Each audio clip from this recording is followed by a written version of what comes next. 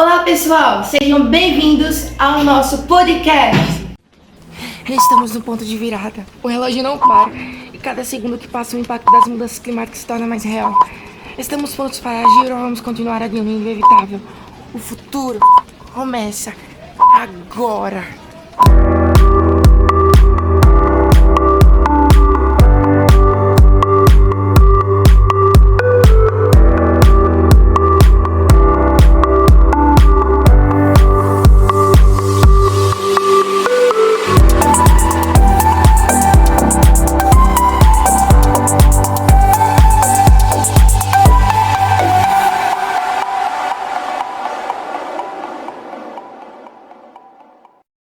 E dessa vez o nosso Secast tem convidados especiais. Eu me sinto honrado, prazer é meu ter eles conosco aqui. E nós vamos abordar o tema mudanças climáticas. E nós temos aqui nosso querido professor Jonas. E aí, galera? Professor Jonas, ele que é formado em metodologia de ensino de História e Geografia na pós-graduação. Ele é graduado em História. Eu me sinto honrado, professor, ter o senhor por aqui, viu? Obrigado. Eu que me sinto honrado de estar aqui com você nesse podcast. E temos aqui também o prazer também imenso ter aqui com a gente o nosso querido professor Wesley. Obrigado. Nós que agradecemos, professor, pela sua participação. Também é um prazer muito grande ter o senhor por aqui também, no nosso podcast. O professor, ele é Historiador, tem formação em metodologia do ensino de filosofia e sociologia e de história geral. Isso. Pronto. E hoje o nosso podcast ele vai ser dividido em 4 blocos. No primeiro bloco, entenderemos as mudanças climáticas. Só lembrando que a estrutura será dividida em 4 perguntas para cada bloco. 2 para o professor em relação ao de geografia e 2 para o professor de sociologia e filosofia, sobre a ética climática. Então vamos abordar no bloco 2 as consequências e impactos mundial global, no terceiro bloco ética e responsabilidades e no quarto se ainda existem soluções para o problema atual. Nosso primeiro bloco nós vamos entender como o que essas mudanças climáticas elas causam e quais são os impactos, tá? Então vocês vão conhecer conosco. Nós vamos entender também esse lado, o lado o que a geografia tem a ver com as mudanças climáticas e também vamos ver também a questão da ética. O que a ética está relacionada com as mudanças climáticas. É um tema bem atual e vocês vão gostar muito. Tá? Nós vamos começar agora. Vamos entender. Professor Jonas, o que são mudanças climáticas do ponto de vista aí geográfico, da geografia? Do ponto de vista da geografia, as mudanças climáticas são modificações permanentes nas condições do nosso planeta. Essas modificações elas podem ser causadas por diversos fatores, entre eles fatores naturais, que acontecem esporadicamente, e também, hoje em dia, principalmente, fatores humanos, como a gente populacionou demais o nosso planeta, né? Essa densidade causa algumas alterações nas condições climáticas do nosso planeta. Bom, a gente percebe, né, que a geografia está bem dentro aí da temática, e é bom saber disso, saber como é, e vocês que não conhecem, estão conhecendo agora. E professor Wesley, o que é ética? Para o pessoal que não conhece, o que é ética? E o que é ética? Como é que a ética está relacionada com as mudanças climáticas? A ética, no caso, é a forma como você lida com a moralidade. Sim. Mas aí a gente tem que entender os termos em conjunto. A moralidade é justamente o conjunto de leis que está ali sendo construído ou universalizado, como a gente vê desde o período do iluminismo, mas a forma como a gente interpreta essas leis e age de acordo com elas é que vai fazer com que a nossa ética ela seja bem trabalhada. Na questão das mudanças climáticas, a gente vê uma falha muito grande da própria humanidade em questão de não ter sido uma preocupação de início. Porque a moralidade da determinada época que a gente vê que a intervenção humana ela vai ocasionar ainda mais o aceleramento dessas modificações climáticas é durante o período da Revolução Industrial. Aí a gente vê o avanço de um capitalismo, né, um avanço de uma produção em massa de alguns produtos, e isso faz com que não tivesse essa criação de uma preocupação ambiental, de fato. A gente percebe também que está interligado aí com a nossa temática. E vamos para a próxima pergunta. Professor Jonas, como é que a geografia nos ajuda a entender as variações climáticas em diferentes regiões do nosso planeta, do mundo? Quando se estuda geografia, se tem propriedade para falar sobre o assunto em termos climáticos. A ciência geográfica tem uma área específica, a climatologia, onde você pode compreender essas variações e o motivo pelo qual elas estão acontecendo. Como o Wesley falou, em diferentes lugares do mundo nós temos interações antrópicas, interações humanas, que vão fazer com que as condições geográficas daquele determinado ambiente sejam modificadas. E aí esse processo que a gente vive hoje em dia de consumo irrefreado, muitas vezes causa alterações. Por exemplo, quando a gente analisa as condições climáticas de uma grande cidade, a gente percebe uma nítida alteração de diversos fatores climáticos, como, por exemplo, a intensidade dos raios solares, em comparação com cidades de campo, onde a gente tem uma proteção maior ambiental. Então, quando dentro das cidades a gente altera esse clima, não de forma voluntária, mas de forma impensada, muitas vezes, sem levar em conta a ética, como ele citou, a gente está correndo um risco de abalar, inclusive, o nosso próprio futuro. Interessante. Professor Wesley, nós agora, eu acho que a gente vai começar começando com o senhor. Nós vamos agora para o próximo bloco. Professor Wesley, como podemos dizer? Lembrando que agora no nosso segundo bloco, nós iremos abordar as consequências e os impactos globais, tá? Que aí a gente tem a relação com as mudanças climáticas. Vamos entender. Professor Wesley, podemos dizer que as mudanças climáticas ampliam as desigualdades sociais? E quem são os mais afetados por essas mudanças? Com certeza. Essa questão das mudanças climáticas, elas alteram, porque a gente pensa na questão das próprias migrações, às vezes. Sim, nessas situações, eu estou colocando bem por baixo, na realidade. Porque temos um problema muito maior, que é um ecologismo acrítico, sem crítica. Que é quando você não tem aquela interpretação do que de fato está acontecendo, ou você não pode ter a acessibilidade de fazer uma mudança.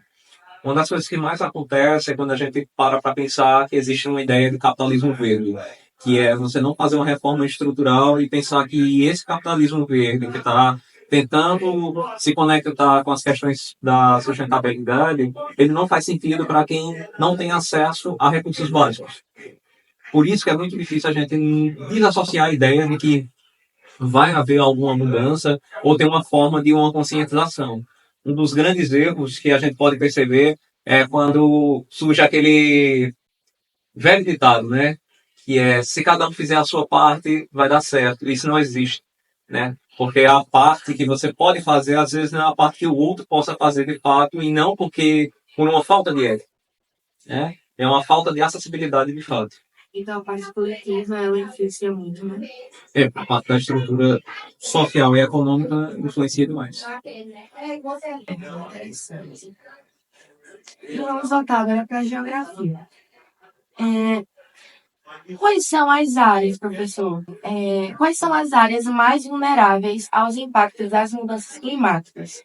E por que essas regiões são tão afetadas?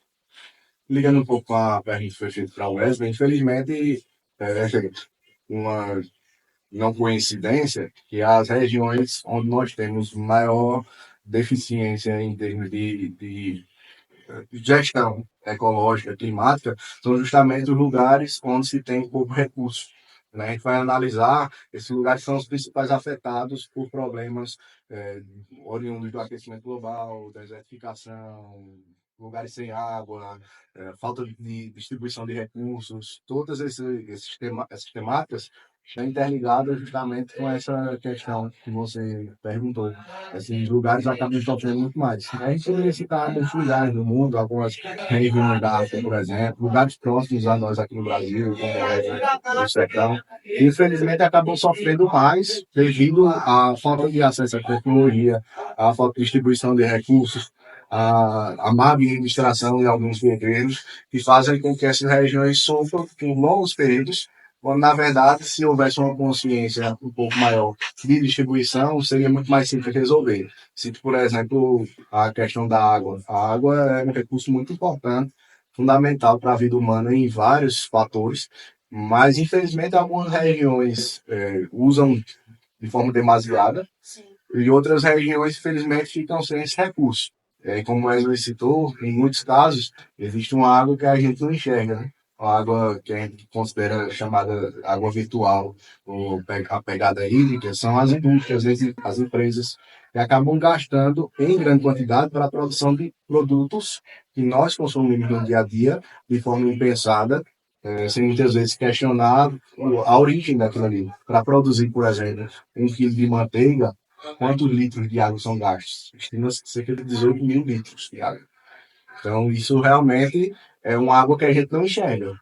E a gente liga muito mais para, fez sua torneira, tome banho de tal forma, lave a calçada com um balde. São ações interessantes? Claro que sim. É preciso que eu individualmente pense no ambiente, com certeza. Mas isso não é nem de longe o grande e real problema. Interessante. Bom, professor, professor Jonas, como os eventos climáticos extremos, como as enchentes, secas, estão ligados aos padrões geográficos? De forma direta. Quando a gente observa algumas condições de algumas regiões, a gente sabe da possibilidade que catástrofes e desastres ambientais aconteçam. Daí a necessidade da população se preparar, e principalmente os órgãos governamentais, para enfrentar crises possíveis, crises que possam acontecer. Por exemplo, se eu sei que uma região é na região onde o nível das águas pode oscilar bastante, subir de uma hora para outra, obviamente essa região não seria interessante para a construção de regiões habitacionais e tudo mais. Mas aí entram problemas sociais. Infelizmente, essas regiões hoje são habitadas por pessoas de baixa renda, pessoas que não têm muita condição, muito acesso, porque foi a única alternativa. Elas acabaram chegando naquela região de supetão, de uma forma que eles não imaginavam, e ali foram ficando, foram construindo, as cidades foram mal zoneadas, mal organizadas, e infelizmente, quando acontece uma questão natural, um enchente que pode ocorrer uma hora ou outra, e agravada ainda mais pelos inúmeros prejuízos que serão mandados, como, por exemplo, jogar um lixo na rua, que então, questões de canalização, isso é uma possibilidade. Quando isso acontece, infelizmente, essas pessoas acabam sofrendo bastante. Cabe às autoridades, né, professor? Não só elas, mas principalmente. E vamos lá, professor Wesley. Como a justiça climática pode ajudar a corrigir essas desigualdades provocadas pelas mudanças climáticas? E o senhor começa falando logo dessa justiça climática, né? Para o pessoal entender. Rapaz, eu acredito que não existe uma ideia de uma justiça climática, até porque, como eu tinha falado anteriormente, a gente tem um problema muito grande na estrutura social e econômica que não permite que haja esse consentimento de justiça. Às vezes cai numa ingenuidade você pensar que de fato haverá esse conceito de justiça sem a transformação social de fato. Até porque, assim, tem um autor chamado Ulrich Beck que ele fala sobre essa questão que é a sociedade de risco. E essa sociedade de risco é justamente pelo que também Jonas falou. Aqui no Brasil, especificamente, outro autor, que seria o Sérgio Buarque de Holanda, ele fala sobre a questão da semeadura, que foi o processo da colonização. Aí a gente vê que nunca foi da intencionalidade das grandes nações hoje, que são as responsáveis, principalmente pelo o abuso do uso de recursos hídricos, recursos naturais de forma geral, que haja de fato essa justiça. Por exemplo, semeadura em questão de quê? Eles não queriam ficar aqui no processo de colonização e acabavam construindo as casas, as estruturas, as vilas e tudo mais de forma realmente desorganizada. Hoje a gente tem a questão da especulação imobiliária, a gentrificação social também, quer fazer o afastamento das classes, vamos colocar as classes mais pobres das mais abastadas, para que a cidade tenha aquela pouca visibilidade de dizer assim, não, aqui é uma cidade limpa, uma cidade sustentável e tudo mais, quando na realidade higienismo, né? Essa política de higienização social também é uma grande problemática, porque coloca ainda mais uma força nessa questão da justiça climática nesse sentido. Até porque 5% da população, né, mundial que está utilizando, que são os donos de indústrias, de meios de produção e tudo mais, eles consomem muito mais do que, sei lá, uma nação inteira, como o Brasil, né? Porque você tem que se perguntar quanto de ferro eu consumo todos os dias, quanto de água eu sozinho consumo todos os dias, enquanto casos como o que o Jonas citou são mais alarmantes nesse sentido e ninguém, de fato, está com essa preocupação completa, né? Entendo. Agora nós vamos para o bloco 3, onde nós vamos trabalhar a ética e as responsabilidades. Vocês vão saber direito. Professor Jonas, como a geografia ela pode nos ajudar a entender quem deve assumir a responsabilidade pelas mudanças climáticas? Existe uma área da geografia, que é o estudo da geopolítica, que envolve também a consciência ambiental, como os países agem em relação a essa questão. E aí, mundialmente hoje, existe, segundo o que eles dizem, uma preocupação em torno dessas questões ambientais. Várias reuniões já foram feitas em órgãos internacionais para discutir as mudanças climáticas e observar qual é o futuro que a gente está querendo para o nosso planeta. Se isso vai surtir um efeito positivo ou não, aí já é uma outra questão. Mas, ultimamente, tem acontecido reuniões importantes. A gente poderia citar algumas que foram importantes ao longo da história do Protocolo de Kyoto, mais 20, e foram eventos onde se discutiram essas questões fundamentais. Então, assim, pelo menos teoricamente, a coisa tende a querer começar a funcionar. E aí, como eu disse, é preciso ver como vai se desenrolar esse futuro e se realmente essas metas estipuladas vão ser cumpridas. Mas você acha que é possível conseguir reverter a situação das mudanças climáticas, vendo que a gente percebe, né, o quadro desse cenário, né, que é tão alarmante? É possível reverter, principalmente localmente. Por exemplo, solucionar alguns problemas ambientais em algumas regiões específicas. Pensar globalmente já é algo bem mais complexo. Então, tem a possibilidade. A gente não vai voltar a ser como éramos há tempos atrás, mas a gente pode implementar algumas políticas que freiem aquilo que está acontecendo, dê um respiro para o nosso planeta, e esse respiro pode trazer novas condições que são diferentes daquelas iniciais, mas que são condições até ideais, vamos dizer, de viver. A grande questão é que isso demora. E aí existe um senso de urgência nessas questões. Quanto tempo nosso planeta realmente consegue aguentar esse desenvolvimento da forma como a gente tem feito ainda atualmente? É uma questão a se pensar. Se a gente vai conseguir fazer essa revolução acontecer antes que o nosso planeta realmente se desgrace todo. Nós estamos vivendo um período bem complicado, graças às ações humanas. Agora vamos para o professor Wesley. Professor, vamos lá. Quem o senhor acredita que deve estar na linha de frente da responsabilidade climática? Governos, empresas ou indivíduos? Quem está sendo responsável pelos crimes ambientais, a gente pode dizer que são as empresas, obviamente, né? É o próprio desenvolvimento industrial e tudo mais. Mas quem deveria estar à frente são as políticas públicas, né? Vamos colocar assim, as políticas estatais, não uma promoção de uma equidade, de dizer assim que todo mundo vai se comportar igual e tal, mas de fazer com que tenha essa compreensão na mudança estrutural. Jonas falou sobre essas reuniões, a gente tem, né, os limites do nosso planeta, do nosso fim comum, né? Tem uma hora, acaba. De fato, eu acredito que não exista nenhuma característica, nenhuma forma de cultura, nenhuma identidade que desacredite numa finalização do que seria o nosso próprio planeta e graças também à nossa ação humana, né? Então é muito difícil a gente ter uma modificação nesse sentido. Porém, a ideia de você tentar desenvolver uma educação ambiental, ou tentar demonstrar que haja uma necessidade base para que tenha esse controle, né?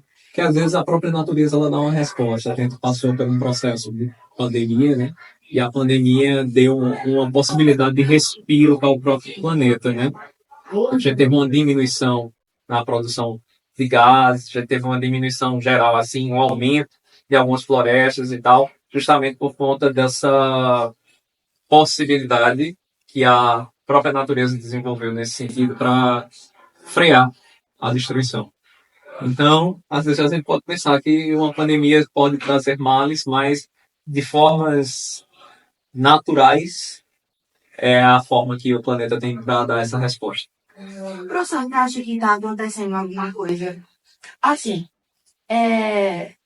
a gente pode responsabilizar. Vou usar a sua fala, você falou sobre as empresas.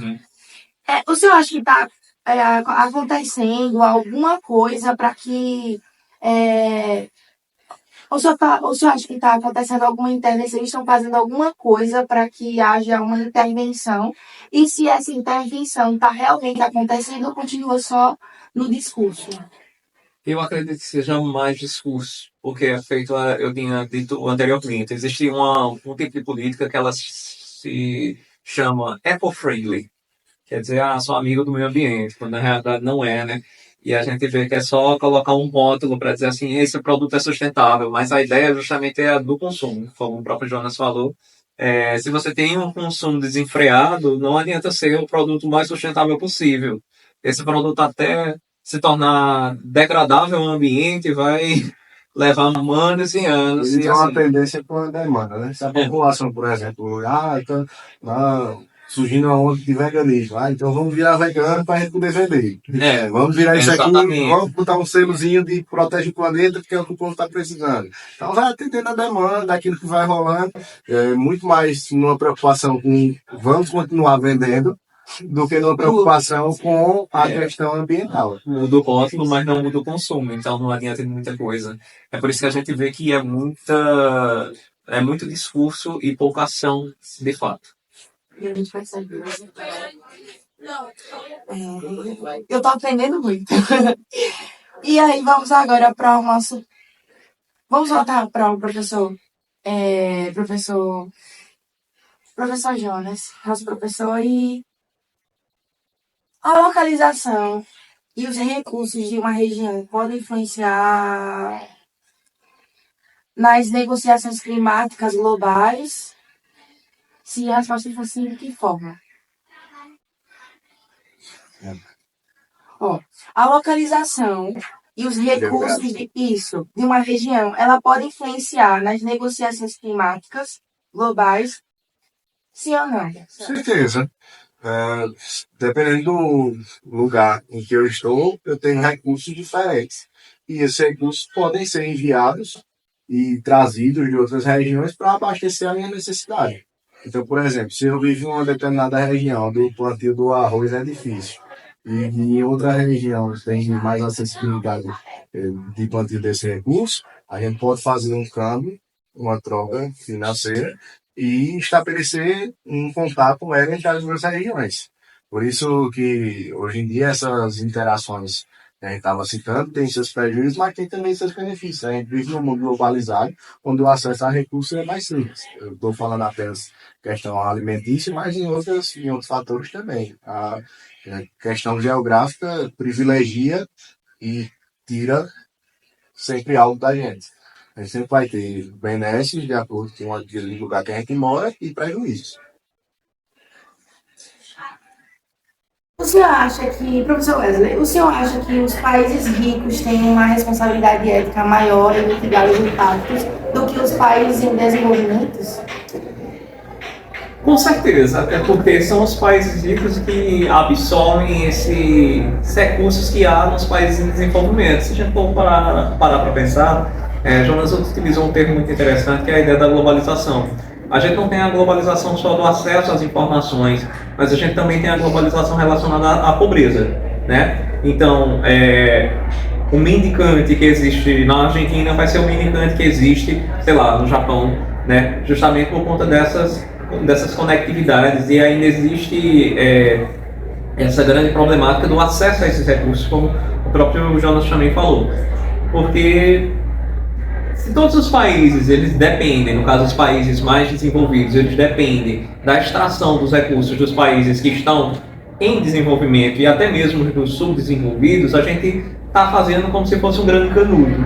E esse canudo vai sugar todos os recursos dos países subdesenvolvidos, vamos dar o exemplo do Haiti, que até hoje sofre com essas questões, e a gente tem um falseamento do discurso dentro do recorte europeu, de colocar essa questão, como eu falei, do eco-friendly. Então, claro, eles sabem que existe essa responsabilidade, mas a questão é, eles realmente querem que haja essa mudança? É o interesse deles que seus países cresçam de forma alguma. Exatamente. Se crescerem, eles tiram dessa cadeia de exploração. Se um país emergente ou um país subdesenvolvido sai da condição e se torna um país desenvolvido, eles vão se prejudicar nesse sistema. Por isso eles têm que agir na manutenção das desigualdades.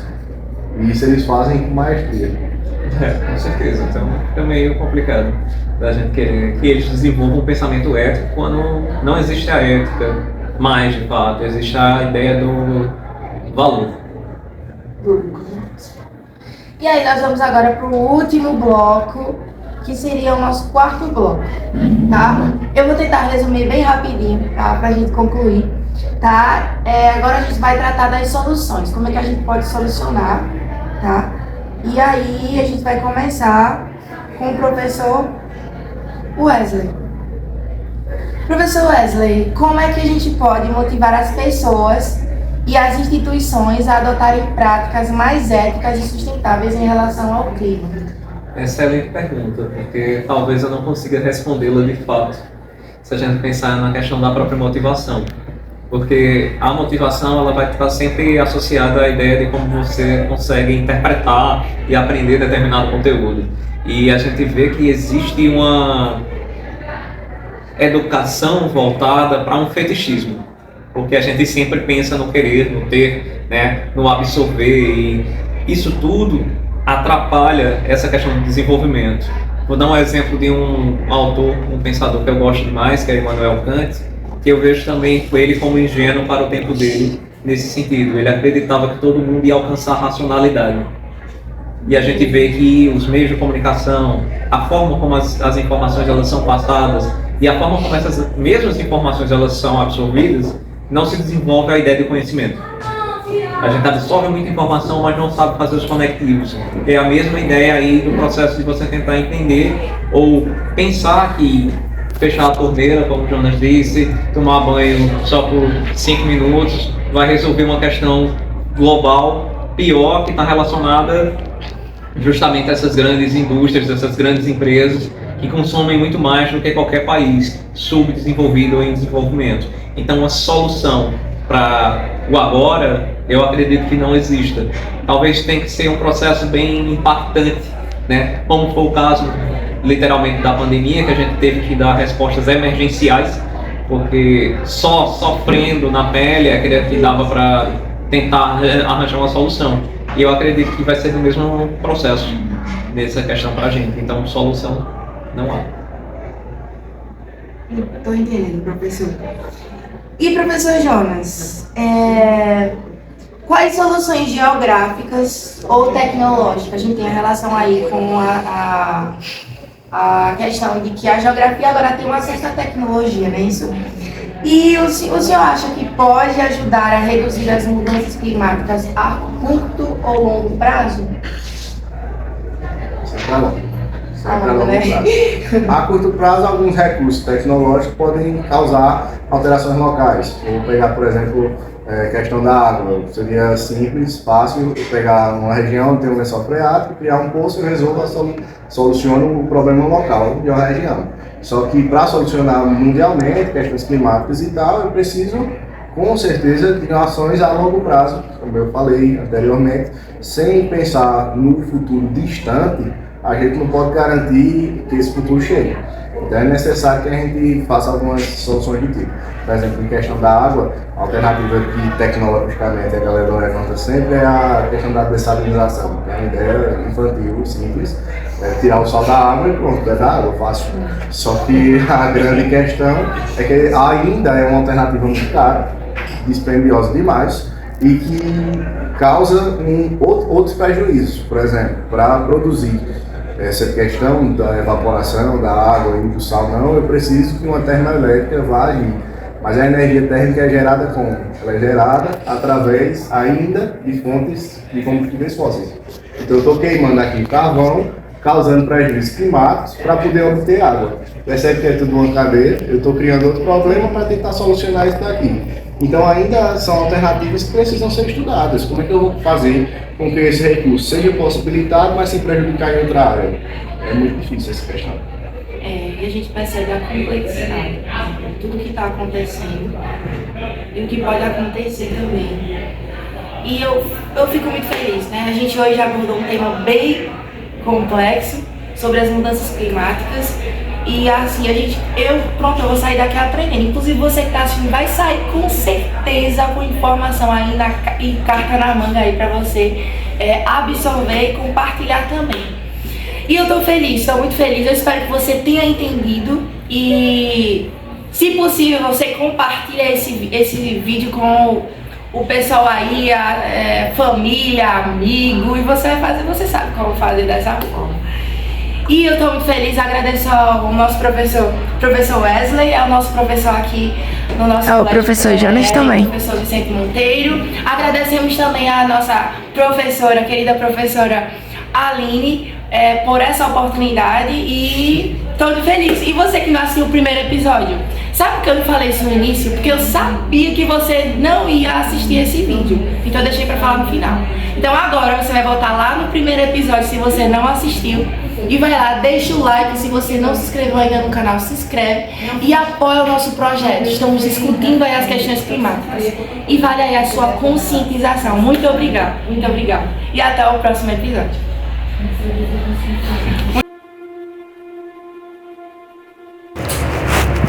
À medida que refletimos sobre as complexidades da ética climática e a sua conexão com a geografia, é fundamental reconhecer que cada ação, por menor que seja, pode ter um impacto significativo. As escolhas que fazemos hoje moldam não apenas nosso ambiente, mas também a vida das futuras gerações.